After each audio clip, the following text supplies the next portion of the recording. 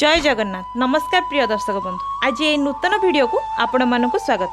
धार्मिक कहानी उपर आधारित रामायण एक छोट कहानी को आपण सामना को आने को चेष्टा करुछु। रावण बद्ध हेबा समयर कथा, एक अमूल्य ज्ञान बा शिक्षा किपरि लक्ष्मण को प्रदान करथिले, सेथिपाई ए विषयटीर नाम आमे रखिछु अमूल्य शिक्षा, जहा कि प्रत्येक मनुष्य जानिबा निहाती आवश्यक। ए अमूल्य शिक्षा कहानीटी को अति कम रे थरे मात्र शेष पर्यंत सुनंतु, जहा प्रत्येक मनुष्यंकर दैनंदिन जीवन रे काम रे आसीबो निश्चय। कथाटा हला एमिति जे जेतेबेले प्रभु रामचंद्र रावण को बद्ध करिबा पई नाभि को लक्ष्य करी बाण चलाइथिले, सेतेबेले चारि दिग 14 ब्रह्मांड थरहर होई उठिथिला। समुद्र भयंकर रूप नेई कूल लंघिबाकू लागिथिला। सूर्यदेव मध्य अस्तव्यस्त होई पड़िथिले। वसुधा धरित्री माता कंपी उठिथिला, कारण यह एक साधारण युद्ध नथिला, यह थिला महासंग्राम। प्रभु रामचंद्रकर बाण रावणर नाभि को आघात करिबा मात्रे रावण धरित्री उपरे एक प्रचंड शब्द करी कचाड़ी होई पड़िथिला, जेपरि एक बड़ पहाड़ किंबा स्वर्ग खसी पड़ला परि मने होतिला। रामचंद्रकर प्रहार परे रावण जेतेबेले तळे पड़ी छटपट होई मृत्युर अपेक्षा थाए, सेतेबेले प्रभु रामचंद्र, सान भाई लक्ष्मण, भक्तवीर विभीषण, बानर सेना समस्ते एक जगार एकाठी होई ठूल होई गले। प्रभु रामचंद्र लक्ष्मण को कहिले, रावणर ए अंतिम समय तुमे रावण निकट को जाई ताठारु किछि ज्ञान बा शिक्षा ग्रहण कर। लक्ष्मण जाई रावणकर मस्तक निकट रे ठिया हेले। यहा देखि प्रभु रामचंद्र कहिले, तुमे जाठारु शिक्षा ग्रहण करबा से होजे तुमार गुरु एवं तुमे तार शिष्य।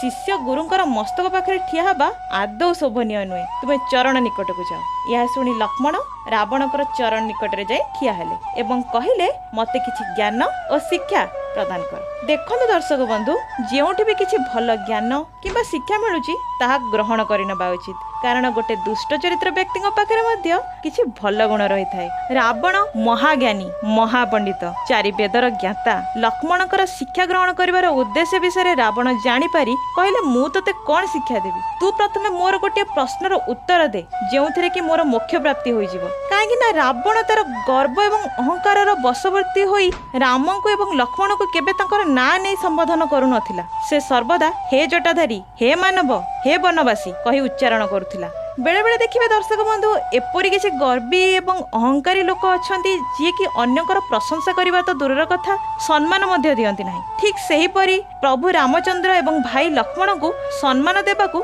रावण कुंठाबोध करुथिला। लक्ष्मण कहिले, हे महाशय, मते किछि ज्ञान दियो, मते किछि शिक्षा दियो। एई कथा सुनी रावण कहिले, तू प्रथमे मो प्रश्नर उत्तर दे। प्रथम कथा हला, मु जाति श्रेष्ठ ब्राह्मण एवं तुमे होचो क्षत्रिय। मोर कुल मोर जाति तुमठारु बड़ अटे। मु चारि वेदर ज्ञाता। मो ना रे पूरा दुनिया रे मो ज्ञानर डेंगुरा बाजुची एवं तुमे दुई मात्र वनवासी भाई। मोर सेना तुमठारु बड़।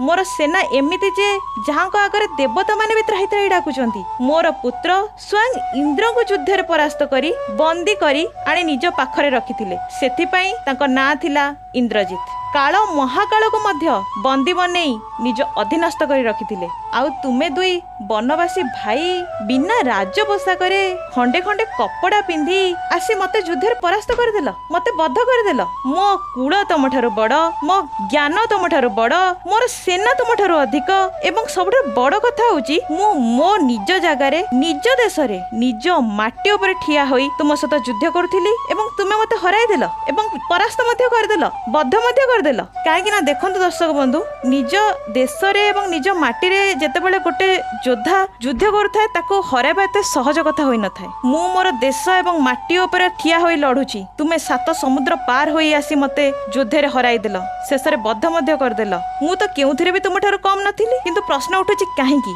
किपरि मु हारि गली। लक्ष्मण कहिले, मु कहि परिबि नाही, यार उत्तर मो पाखरे नाही। रावण कहिले, ए प्रश्नर उत्तर सुन। मु हेउची चरित्रहीन एवं तुमे होच चरित्रवान। तुमे धर्म रे रही युद्ध करुथिल, मु अधर्म रे रही युद्ध करुथिली। बास यहा ही हेउची तुमर उत्तर। देखन दर्शक बंधु, जे सब बेले धर्म और न्याय रे थाए तार विजय सुनिश्चित। जदि हमर एई छोट कहानीटी आपनको भल लागि थाए तेबे लाइक करिवे, अन्य मानकर जानिबा पई याको शेयर करिवे एवं जदि आगरु हम चैनल को आपण सब्सक्राइब कर नथिबे तेबे सब्सक्राइब करनेबे। जय जगन्नाथ। नमस्कार दर्शक बंधु।